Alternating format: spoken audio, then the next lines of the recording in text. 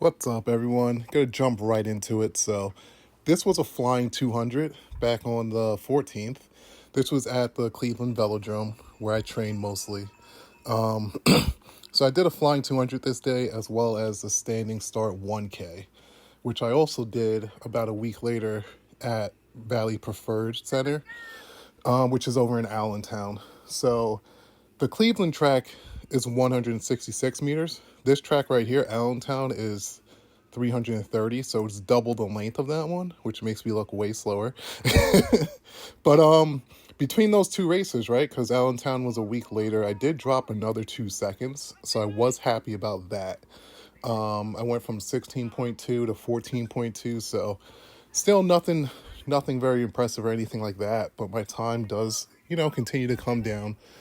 Hopefully I can get under 13 this summer. That would be nice. To be more competitive, I'd definitely want to be in the 11s, maybe even possibly under 11 at some point. Who knows if that's feasible. But yeah, it's been going well. This was a 1K on the Cleveland track. The 1K is 6 laps. This recording started a little late, so there were some issues. Not this day. This day the 1K went fine. I hit 126. Now in Allentown, which you'll see pretty soon, but in Allentown, it was the first time I needed to warm up on rollers, right? Which is right here. So I'll even bring you through it. Definitely botched the start here. It didn't come out with enough aggression at all whatsoever. The start was real slow. I did start getting up to speed. If I did this on the Cleveland track, I probably would have fell on the bank turn, to be honest, because that turn you need to be going at least 18 miles an hour not to fall because it's a 50-degree bank. But what happened here, right? So for the flying 200, it was first. So I was able to warm up on the track. Now for the standing 1K, it was about 3 hours later. So in Cleveland, every time I've been there, it's not as formal. It's mostly just the people I train with and people that go that track. So you can just warm up on the track before your events. Not an issue. For this standing start 1K, it was about 3 hours after I did the flying 200, and I couldn't warm up on the track. Now, I had my rollers with me, but I just have never had to warm up on rollers and then get right on the track. So definitely did the warm up wrong. I didn't know what to do, and I just kind of guessed what would make sense. So what I did was I kind of just did 2 rounds of kind of just speeding up to top speed and then slowing down. And it definitely wasn't enough. So what ended up happening was my muscles felt warmed up, but my lungs weren't going at all, right? So I died way earlier than I did the week before, which was terrible. It sucked because I actually hit a higher top speed. The week before, the top speed I hit was like 30.4, whereas on that 1K you just watched, the top speed I hit was 34. So I actually hit a higher top speed, 4 miles an hour faster. But I died way earlier in the race and died way harder. Because then my lowest speed the week before was like 26 miles an hour by the end or something like that. Whereas on this race, it was like 22, which is terrible. That's really at a crawl by the end. So, yeah, I still ended up dropping a second from the week earlier, but I know if I felt how I felt the week earlier, I probably would have been about 5 or 6 seconds quicker.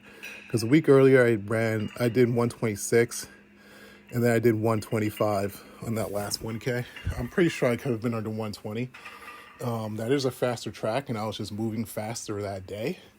So, unfortunately, I didn't know I'd warm up, but, live and learn, right? It's kind of the first time for that, so I've definitely researched other things to do to actually get warmed up, so hopefully that's not an issue in the future. But yeah, overall, it was still fun. I was mainly out there because me and Melissa were checking out the wedding venue again, which is about an hour from the Allentown track. So it was a cool weekend. Also went to King of Prussia Mall, which I used to go to all the time because I went to Villanova University. So it's about 20 minutes from there. But cycling's going all right. I mean, I just turned 38 a couple months ago. I figure, if I have a chance at being competitive at some point, it's probably going to take at least 2 years. So at that point, I would be 40 years old. Yeah, which with the masters categories, it goes every 5 years, right? So it's 35 through 39, 40 through 45 or 44. So yeah, excuse me. I figure if I ever actually get to that top stage or to, like a national level at it, it's probably gonna take at least 2 years. I'll likely need to drop significant weight. I mean, I'm like 240 right now. So I've dropped like 10 pounds. I was like 250 at one point in the last month or two. But yeah, I mean, I probably need to get at least down into like the 220s because I'm just way too heavy to be a cyclist right now. Like, there's really no way around it. But my main issue is cadence. I just don't have quick cadence. It's been so long since I was a runner, and since I did powerlifting for, I competed for 10 years, but that training style I did for like 15 years probably, where it's just heavy static lifting. So I have a very strong leg, but I have no turnover. So I've been working on that, getting on the rollers, just trying to get my cadence better and better, which is all I really can do. I got strong legs, but just no turnover right now. So working on it little by little. I've been getting quicker each weekend. So, we'll see. I'll have the whole winter to train, and, we'll see what kind of strides I can make by next summer. But all in all, definitely enjoying it.